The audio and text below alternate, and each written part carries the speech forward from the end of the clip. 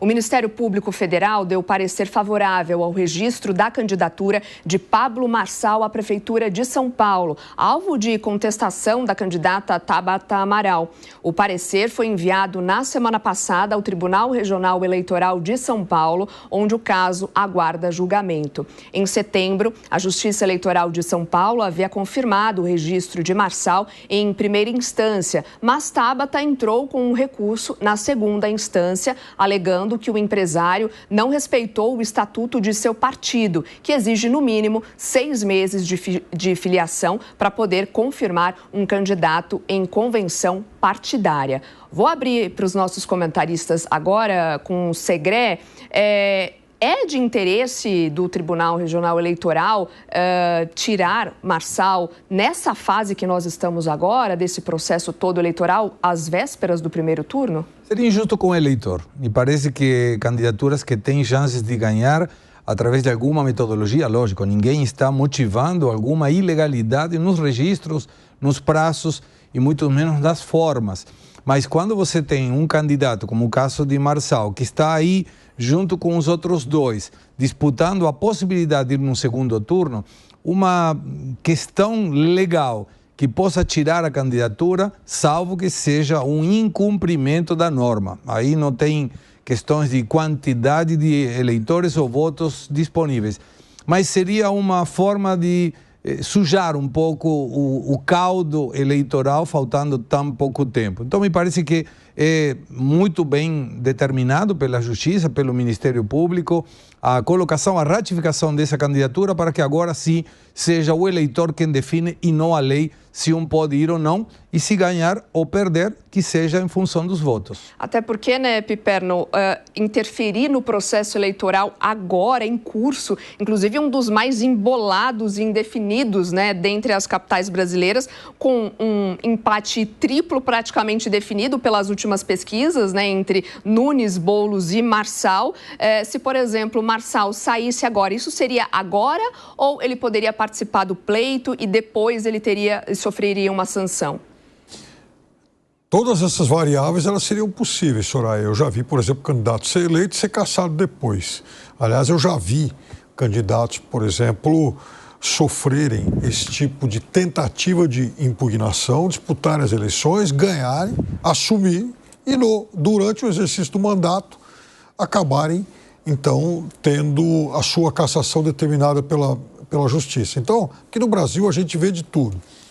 Agora, há arapucas que a Justiça acaba criando para ela mesma. Então, vejam, houve um pedido de impugnação lá atrás, já ocorreu há mais de um mês, e isso poderia ter sido resolvido antes, e não 72 horas antes da eleição. Nesse momento, a decisão é difícil até mesmo para a Justiça. Então, eu entendo que o que fez o TRE é correto, ou seja, confirma, deixa o eleitor escolher e, caso os seus adversários continuem contestando essa inscrição, essa participação dele, que isso aconteça depois.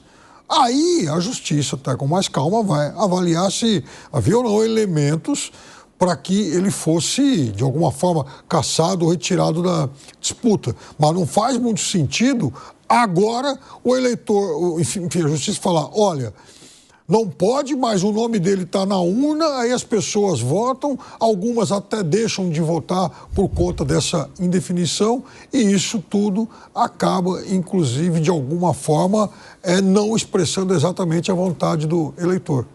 Antes de eu ouvir o Zé Maria, vou trazer mais um elemento para essa discussão, porque olha só, o ministro da Justiça, Ricardo Lewandowski, declarou que a Justiça Eleitoral e a Polícia Federal estão fazendo uma espécie de pente fino em todos os candidatos para barrar os que forem envolvidos com crime organizado. O ministro afirmou ainda que os candidatos envolvidos com o crime que não forem impedidos de concorrer a tempo não tomarão posse ou serão cassados. Vamos ouvir.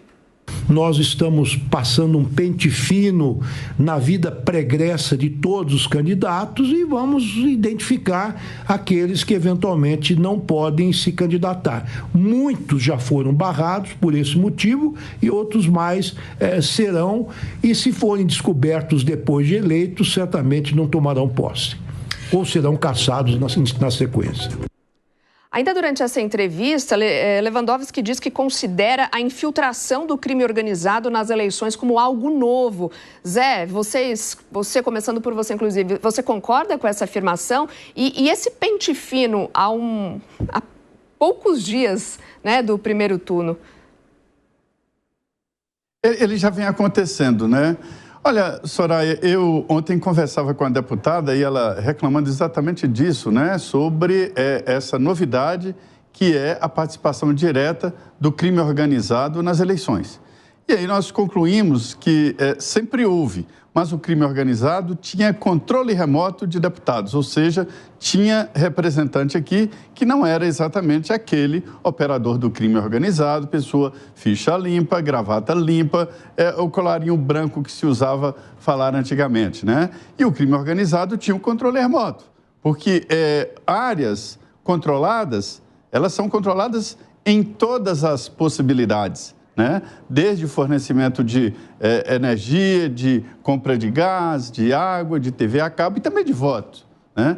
Então, quem frequentava essas áreas ia e voltava com os votos do crime organizado de área controlada e voltava também com o compromisso com o crime organizado.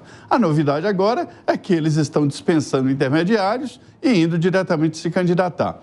O Ministério da Justiça foi acionado pela Justiça Eleitoral.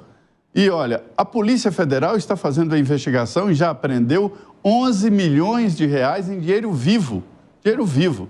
Não só do crime organizado, aquele crime organizado tradicional, mas também aquele crime organizado do colarinho branco, que são os políticos tradicionais, que, embora não sejam deste crime organizado de tráfico de drogas, mas que têm lá os seus pecados e, por isso, compram votos. Ninguém em sã consciência que tem uma boa intenção, que tem aquele objetivo de ser um político para resolver o problema da população, vai comprar votos. Ele vai em nome de uma missão. É exatamente assim. Então, o que está acontecendo agora? É realmente um trabalho da Polícia Federal, por se tratar de um crime federal, contra a compra de votos. Fiquei sabendo também ontem aqui um detalhe importante. É o medo dos políticos. Porque todos os bandidos hoje sabem que os políticos estão lidando com dinheiro vivo. E os comitês estão sendo assaltados e os políticos nem dão queixa, porque não tem como explicar aquele montante que foi roubado pelos bandidos, para se ter uma ideia da situação. Então, houve no Brasil uma mudança do financiamento de campanha, não discutido no Congresso, foi na Justiça, e agora eles estão fazendo um trabalho de caixa 2 muito grande. Segre. Me chama a atenção porque são mais de 150 mil, números redondos, 150 mil candidaturas. Eu não tenho ideia como a Polícia Federal, o Ministério da Justiça vai fazer operacionalmente para fazer um pente fino de 150 mil candidatos. Gostaria muito de saber essa eficiência toda. Agora, caçar o candidato, não. Se tem uma prova, o Ministério da Justiça, e eu, pelo que eu vi, já foram determinadas algumas pessoas vinculadas ao crime organizado. Deveria dar a nómina e essas pessoas estarem presas. Não é apenas caçar a candidatura. Se tem um vínculo com o crime organizado, é delito. Se é delito, tem que estar na cadeia. E por que o Ministério então, da Justiça não divulga quem é? Porque solta um manto de dúvidas a respeito de todos os candidatos. 150 mil, número redondo. É muita gente. Então, me parece que deveria ser um pouco mais específico, senão voltamos naquela mesma história. As queimadas são feitas por criminosos. Cadê os criminosos? Queremos ver o nome dos criminosos. Não podemos generalizar. Senão todo mundo vai supor que político é corrupto. E não todo mundo que está na política é corrupto.